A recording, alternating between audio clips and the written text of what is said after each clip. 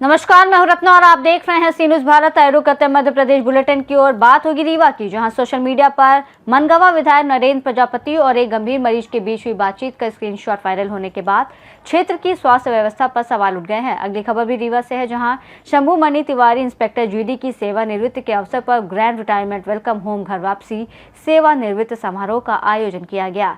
ऐसी तमाम खबरों पर विस्तार से चर्चा करेंगे। सोशल मीडिया पर मनगवा विधायक नरेंद्र प्रजापति और एक गंभीर मरीज के बीच हुई बातचीत का स्क्रीनशॉट वायरल होने के बाद क्षेत्र की स्वास्थ्य व्यवस्था पर सवाल उठ गए हैं, जिसमें आरोप है कि देर रात एक शुगर और हार्ट मरीज इलाज के लिए सामुदायिक स्वास्थ्य केंद्र पहुंचा, लेकिन अस्पताल के संजय गांधी अस्पताल जाने की सलाह दी गई, जिससे लोगों में नाराजगी फैल गई है।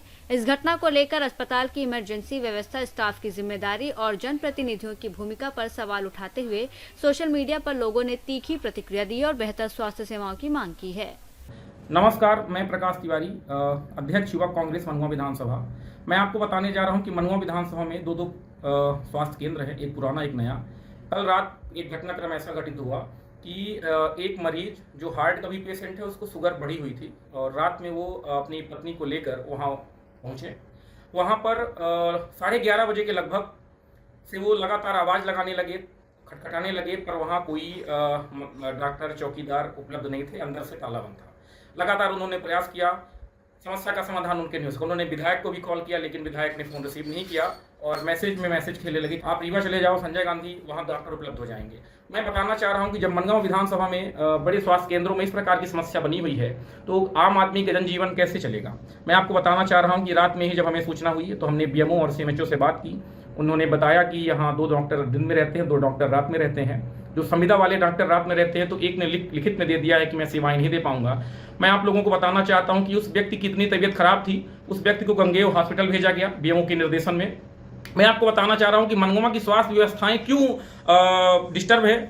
जिस प्रकार से मृत्यु सैया पर कुरुक्षेत्र में एक योद्धा लेटे हुए थे, उसी प्रकार से स्थिति हमारे स्वास्थ्य विभाग की है। ये अव्यवस्थाओं के दौर में अपनी मृत्यु सैया पर लेटा हुआ है। मैं आपको बताना चाह रहा हूं कि यहाँ प्राथमिक स्वास्थ्य केंद्रों में डॉक्टर ही नहीं है। जो सीएचओ हैं, एक सीएचओ को 2-3 जगह नियुक्त किया गया है, एक दिन 2-2 दिन के लिए। मैं आपको बताना चाह रहा हूं, बताइए यहाँ कहीं कभी दवाएं नहीं है, कभी डॉक्टर नहीं है। अव्यवस्थाओं का माहौल चल रहा है।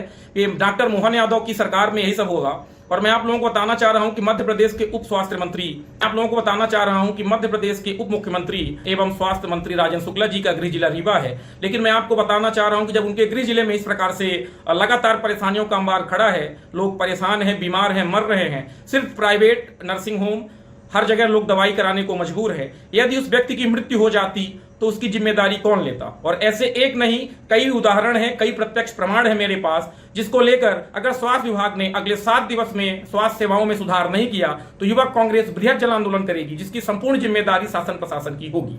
रीवा से सी न्यूज संवाददाता अर्जुन तिवारी की report.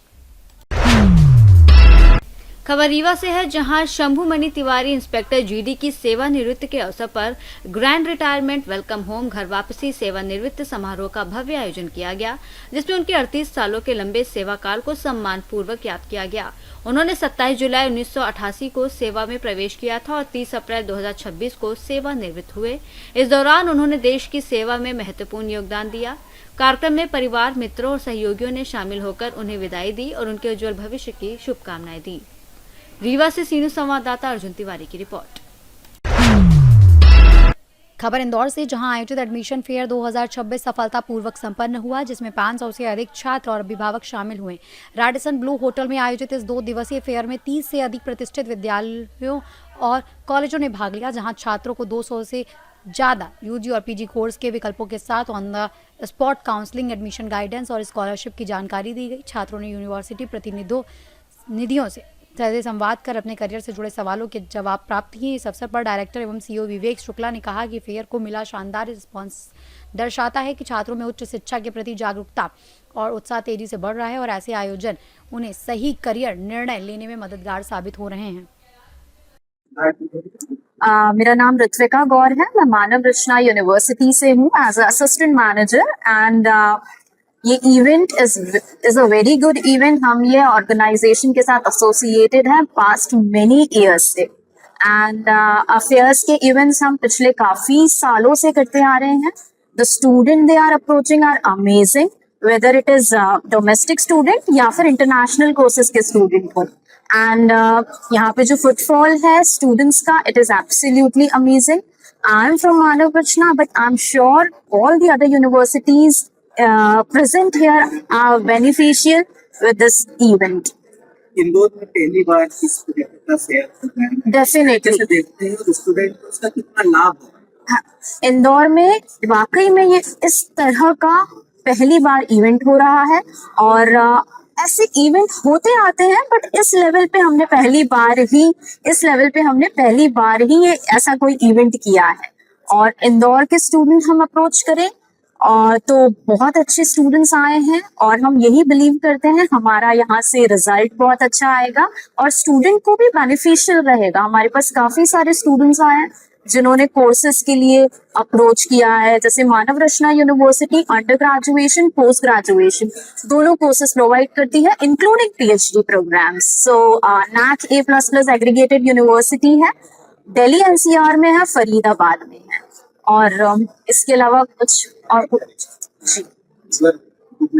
My name is Ritvika. I work as an assistant manager in Manav Rachna University since 6.5 years now.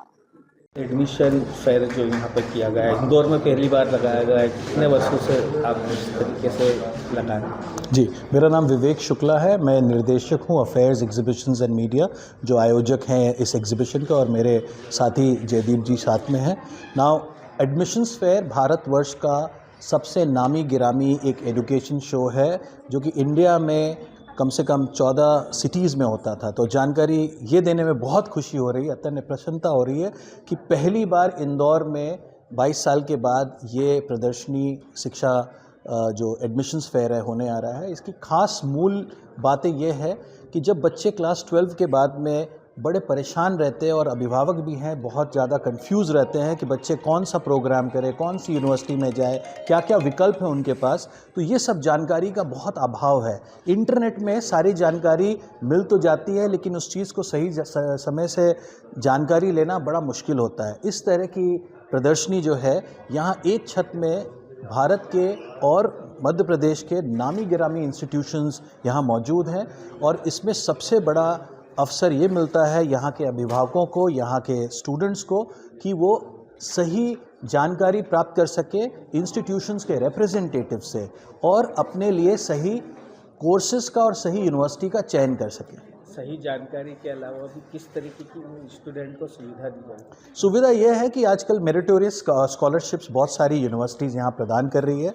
तो जो बच्चे बहुत अच्छा रिजल्ट्स लाने वाले हैं 90% या फिर 80% अबव, उनके लिए यहाँ पे कुछ स्कॉलरशिप स्कीम्स भी है। साथ में यहाँ पे ऑनलाइन ऑन स्पॉट एप्लीकेशन भी प्रोसेस हो रही है बच्चों की। और सबसे मेरे लिए बहुत इम्पॉर्टेंट ये है कि हर चीज़ करियर की शुरुआत करने के लिए सही कोर्स का चयन, इसके लिए यहाँ पे faculty, dean of admissions, director of admissions, कई सारे यूनिवर्सिटीज़ के वाइस चांसलर्स भी मौजूद हैं जो बच्चों और अभिभावकों को सही इन्फॉर्मेशन प्रदान करेंगे और गाइड करेंगे कि उनके अच्छे भविष्य के लिए कौन सा कोर्स, कौन सी यूनिवर्सिटी बेहतर हो सकती है। मैं विवेक शुक्ला, निर्देशक आयोजक जो affairs exhibitions and media private limited.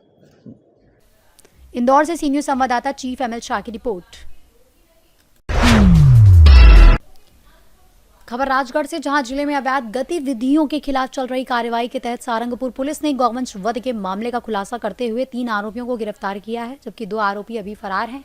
Police अधीक्षक अमित कुमार तोलानी, अतिरिक्त पुलिस अधीक्षक KL बंजारे और SDOP अरविंद सिंह के निर्देशन में अकोदिया नाका क्षेत्र के पास जंगल में दबिश दी गई, जहां से गौवंश के अवशेष, धारदार हथियार और एक मोटरसाइकिल बरामद की गई। मौके से एक आरोपी जाकिर को पकड़कर पूछताछ की गई, जिसके आधार पर महबूब उर्फ लंगड़ा और जफर को भी गिरफ्तार किया गया, जबकि अमीन और एक अन्य आरोपी फरार है, जिनकी तलाश जारी है। पुलिस ने आरोपियों के खिलाफ गौवंश तथा वध प्रतिषेध अधिनियम और पशु क्रूरता अधिनियम के तहत मामला दर्ज कर लिया है। देखिए, सारंगपुर थाना क्षेत्र में हमें एक मुखबिर द्वारा सूचना मिली थी, जिसके आधार पर हमारी विशेष टीमों के द्वारा पुलिस अधीक्षक महोदय के निर्देशन में हमने एक अच्छा प्रयास किया।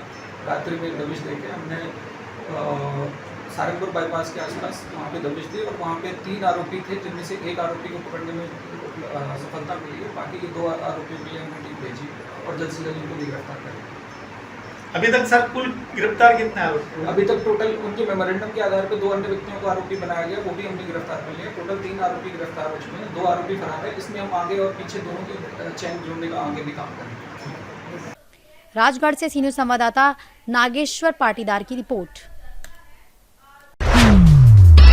खबर बुरहानपुर से, जहां बुरहानपुर में सराफा व्यापारी से करीब 7 लाख रुपए के सोना चांदी के जेवर लूटने के मामले में पुलिस ने 2 आरोपियों को गिरफ्तार किया है, जबकि 5 अन्य आरोपी अभी फरार हैं। ये वारदात 3 अप्रैल को नेपा नगर क्षेत्र के डाबिया खेड़ा साये खेड़ा रोड पर चोरी की बाइक से अंजाम दी गई थी, जिसका खुलासा पुलिस ने सीसीटीवी फुटेज और कॉल डिटेल के आधार पर किया।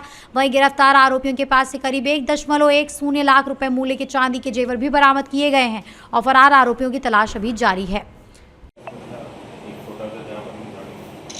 पुलिस ने बहुत सारे किया और ये गाड़ी को उन्होंने इंदौर में चंदन नगर से चोरी की, तो उनको भी चंदन नगर से भी बहुत सारे फुटेज और केस के उनके डेटा लिए थे, करनाल से लिए थे, नावरा के आसपास आने और जाने वाले सारे रूट के कैमरे थे। बहुत मेहनत हो रही थी इस केस में। इसी से जुड़ी घटनाओं में हमने जो खंडवा हरसूद अलग अलग जगह और हमारी साइबर की टीम इसमें लगी थी और विशेषकर हमारी जो चौकी। बुरहानपुर से सी न्यूज़ संवाददाता सतीश की रिपोर्ट। बुलेटिन में फिलहाल इतना ही। देश और दुनिया की तमाम बड़ी खबरों के लिए देखते रहिए सी न्यूज़ भारत।